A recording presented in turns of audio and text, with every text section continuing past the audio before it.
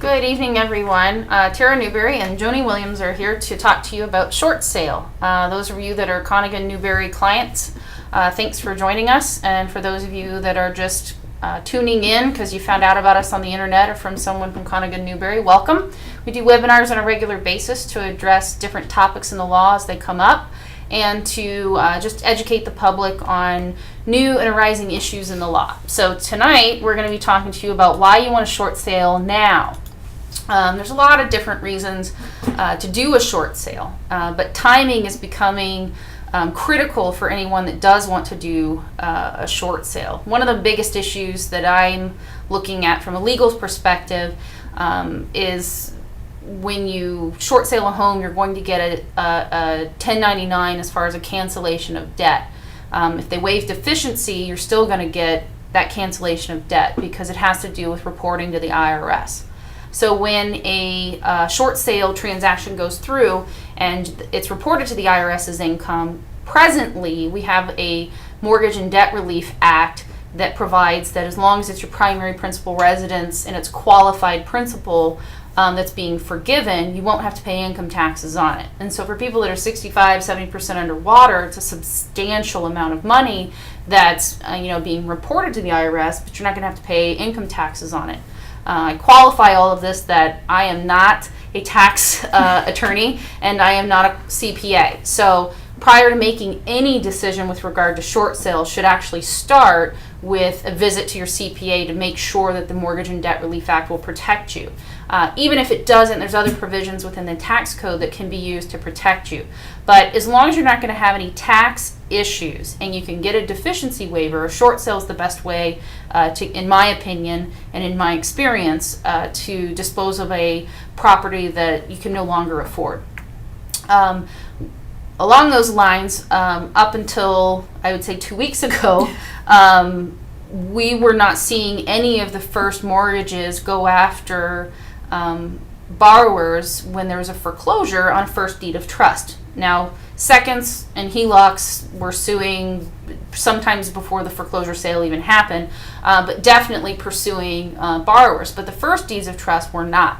As of last week, I had another attorney send me a copy of a complaint where a lender was going after a homeowner within the 6-month statute of limitations after foreclosure. So I think for a while there were a lot of people that were just letting houses go to foreclosure knowing that they probably wouldn't get pursued, but I don't think it's a very wise idea to rely on that now since we are seeing those lawsuits pop up. The other issue is the foreclosure mediation program, because it's becoming very difficult for lenders to get their certificates of completion through that program. They're also, more willing at this point to do short sales than they probably were in the past, because they're having a hard time getting to the ability to do a foreclosure. So there's a lot of reasons why you want to do a short sale now. I think the market's right. I think the time's right. The banks are just way more willing than they were 6 months ago, much less 2-3 years ago, to try to negotiate and get things done. There are legal detriments to doing a short sale, though, so you want to make sure that you get the right counsel, get the right real estate agent, and cover all of your bases and make sure you're making a good, prudent financial decision. As a bankruptcy practitioner, I just kind of let everyone know that tax debts can never be discharged in bankruptcy when they're fresh. So if you are going to have any tax issues, that's why we always send you to a CPA first, because ultimately, if you think, well, I'll just wait until they come after me to go to bankruptcy, well, now in addition to owing the deficiency balance, now you owe the IRS the tax debt. So you want to avoid that double whammy if you can at all. So that's why it's always good to go see the CPA first, go see an attorney to find out what your liability issues are, and then if everybody professionally gives you the thumbs up, then you want to go talk to somebody like Joni, who specializes in short sales. So Joni's going to talk to you guys about what she's seeing as far as banks getting these deals done and some of the tips and tricks that she's been running across. So I'll turn it over to Joni. Thank you. I am seeing a lot of progress. The banks are moving faster. They are willing to work. They don't want these homes sitting there. They obviously don't want empty homes sitting there. So if the home is empty, they're even willing to work faster. My big thing is people need to get on the bandwagon now, not wait until next year, because when this law is gone, it's going to be gone. And I don't I don't foresee them extending it. No, I don't think they will either. The election's going to happen in November, and the sunset provision for that Mortgage and Debt Relief Act that we're talking about is December 31st of 2012. So conveniently, it expires after everybody's been elected in for the next 4 years. That's right. So that's why I say don't wait. Start now. They do take time still. There is still time to get an offer. The banks might be moving faster, but it still could be a couple of months before you get that offer because there are so many properties on the market.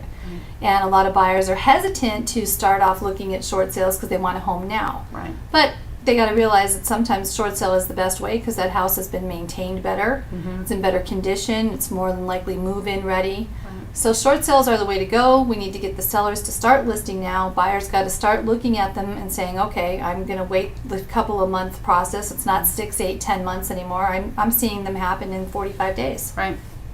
So I just don't want anyone to wait to the end. Don't wait till November and go, let's list, because Right. it's not going to happen. They need to be listing their house now, and I just feel there's going to be a mad dash come next summer. Oh, absolutely. I agree, and I think that the sentiment's the same across the board from the legal market is that, we're encouraging anyone who's thinking about doing a short sale to go ahead and get it listed because I agree. After July of 2012, everybody, and it's going to be just like when they changed the bankruptcy code and the highest level of filings ever in United States history happened between August and October because everybody was rushing to get their cases filed, and it was a haphazard mess. So you don't want to wait until after July of next year and try to get one done. If you have a hardship and you know it and you're out of work and you're not making your payment, you need to put all your ducks in a row and let's get the house listed. Talk to your CPA, talk to you, let's get rolling. Right. The other issue that I'm seeing is with the home equity line of credits.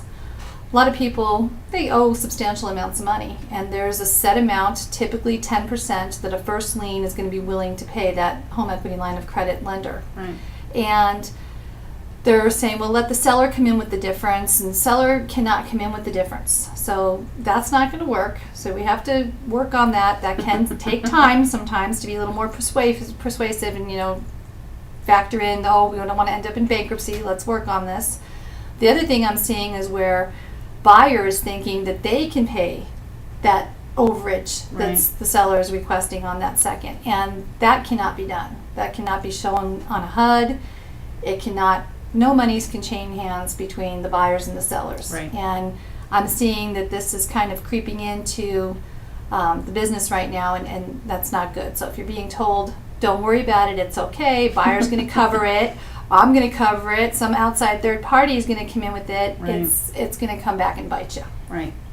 In that regard, are you finding that because so many short sales are happening now that even the escrow and title companies are getting faster at processing, or has that changed at all? Yes, it has. Yeah, they know what they're doing now. They've got their stuff together. Usually they have a team that specializes in short sale in there, and those are the people you want to go to. And most of us short sale agents know who we want to work with and want to make things happen for our sellers. Right. Because I know that was a challenge for a lot of agents, even if they were very experienced with doing short sales, that the escrow would keep forgetting documents, Right. and you'd have to keep coming back, and it was just this constant headache to try to get everything signed off on. If you just follow the letters of approval that we get, they have everyone's instructions in there. And now I think we've all realized that, and we've all just said, okay, we have to give you this stuff 42 times. We'll give it to you 42 times, and escrow's going to give it to you too. And we're just playing by their rules because they're really not that bad. Right. So, with regard to listing a property, what have you noticed as far as what tends to make a short sale go faster? Definitely properties that are being upkept. You don't want the grass to die. You don't want your pool to go green. You don't want to just let the property deteriorate. And I'm encouraging my sellers to stay in their home. Don't leave. During this process, you don't have to leave. You don't need to go move in with someone or go, rent a house. Stay there, maintain your home, maintain your HOA, because the last thing we want is to have an HOA lien on the property. Right, because that could be a deal breaker. That could, because they can go from a couple $100s to a couple of thousands of dollars by the time, all the fees get added in. Right. So I'm encouraging everyone to stay in your house. If you do leave, go back and check your property. It's still your home. You're still the legal owner of that property. Right, and from a liability standpoint, I always, use my little Susie who's always getting hurt. But little Susie falls into the swimming pool. They don't sue the bank. They sue the landowner, who is still the property owner until either the short sale goes through or the foreclosure action is completed. Right. So, even for clients I have that file bankruptcy, they think, well, I surrender the property in bankruptcy, I'm done, I'm out of here. And it's like, no, you're still the owner until they finish the foreclosure. They'll take a deed in lieu. So I know it's hard though. A lot of people sometimes feel if they're not making payments on their house or any of their debts that they aren't entitled to be there. But it's important for everyone to know that you're still the landowner. You're liable for the property, and so you need to stay there. The other thing I have run into in negotiating short sales is that they want proof that you're living there. For a lot of these types of, For a lot of the programs. for HAFA and the government-sponsored programs that incentivize short sale, you have to be owner occupied. That's right. They want to see an accurate utility bill. They Right. want to see that HOA statement is current. So so stay there. Stay in the house. Don't leave. Yeah, exactly. Take care of it. Maintain it. Do what you can. Pay the HOA. Oh yeah, the HOA is a big deal too because they can actually get a superior lien and start a foreclosure initiation on their own, even if the bank's willing to negotiate and do a short sale.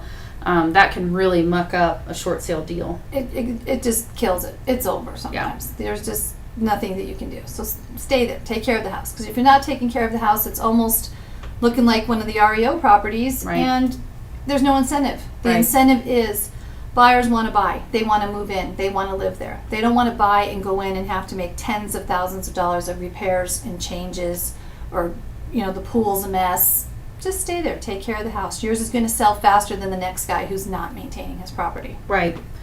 And I know some of the changes to Nevada law, and we'll be getting State Bar's doing a CLE on August 22nd to talk about all the changes to property law. So we'll have more specifics that'll be out on our website once we see what the codified laws are going to look like. But fortunately, the bills this session all intertwine and overlap each other. So it'll be really interesting to see how it comes out in print. But looking at some of the bills, the biggest change that I think is going to ultimately affect negotiating those deficiency waivers is this term of indebtedness. Changing it to, usually when these loans were originated, they would immediately be sold and packaged into mortgage-backed securities and traded on the open market. So what our legislature has done is to change it so that when you do go to seek a deficiency, you can only seek that amount of consideration that you actually paid for the loan. The other thing that's very common is that even though it's been sliced and diced and traded on the market, when it goes to default, there are default buyers that will buy that loan in default and do the foreclosure. So what our legislature has done is said, if you pay 50 cents on the dollar for that note, you can only collect 50 cents on the dollar on the note. So if the foreclosure auction price comes back at 50 cents on the dollar, there's no deficiency. Right. The other thing too is that if there's any insurance that's been cashed in, so to speak, from the bank's side of the transaction, that will be a set off to any deficiency amount. So I think it's going to have a chilling effect on the lenders to want to even try to pursue anyone, because they're going to have to A, prove what they paid for it, Right. And B, prove whether or not there was insurance that was used. So